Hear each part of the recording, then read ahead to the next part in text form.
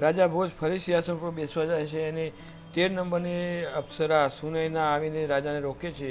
જેવો રાજા ભોજ સિંહાસન પર બેસવા માટે આગળ વધે ત્યાં જ એક પુતળી એનો રસ્તો રોકી દેતા બોલી, મારું નામ સુનયના છે.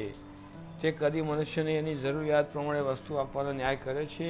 વિક્રમે આવો ન્યાય કઈ રીતે કર્યો એની વાત હું તને કહી સંભળાવું છું. એકવાર વિક્રમ શિકાર કરવા ગયો.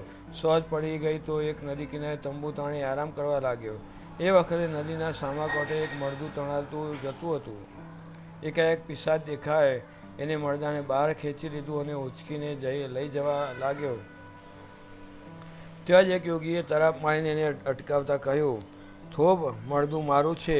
એની સાથે હું ઘણે દૂરથી તણાતો આવું છું. હું એના પર સાધના કરવા ઈચ્છું છું.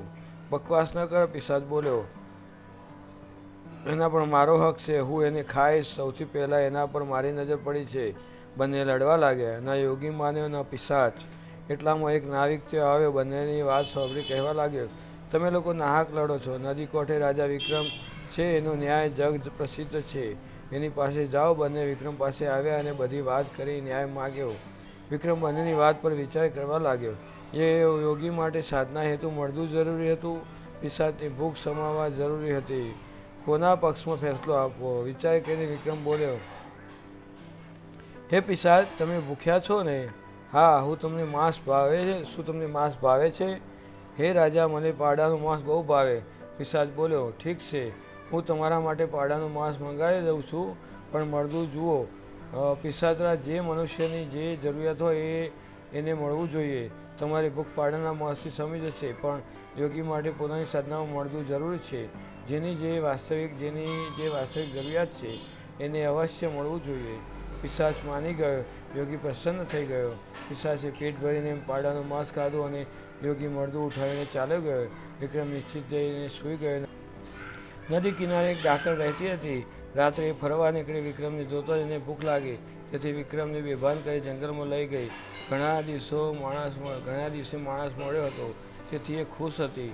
આગ સળગાવી અને વિક્રમને શેકવાની તૈયારી કરી. વિક્રમ બેભાન હતો, તેથી વહેતાળને યાદ કરી શકતો ન હતો. ત્યાં જ પેલો પિશાચ આવ્યો અને ડાકણને લાત મારતા ત્રાડ પાડી અને બોલે, અરે પાપણી, શું કરે છે? ફળદ્રુપ ભંજનને ખાય છે. ડાકણી ગભરાઈને ભાગી ગઈ. થોડી વાર વિક્રમ ભાનમાં આવ્યો. બધી વાત જાણી પૂછવા લાગ્યો, પિશાચ તેમણે શા માટે મદદ કરી? ત્યારે પિશાચ બોલ્યો, હે રાજા, પિશાચ પણ સજ્જનની સહાયતા કરે છે. દુર્જનને ભગવાન પણ સાથ નથી આપતા. હે રાજા ભોજ, પોતાની ન્યાયપ્રિયતાના કારણે વિક્રમનું નામ ચારે દિશામાં ફેલાઈ ગયું હતું. તે કદી આવો ન્યાય કરે છે ને હોય તો જ સિંહાસન પર બેસશે. આટલું કંઈ સુનયના આકાશમાં ઉડી ગઈ. ફ્રેન્ડ્સ, હજુ સુધી ચેનલ સબસ્ક્રાઈબ ના કરીએ તો ચેનલ સબસ્ક્રાઈબ જરૂર કરજો, જેથી કરીને આગળ પણ તમને આવા રસપ્રદ વાર્તાઓ સાંભળવા મળે.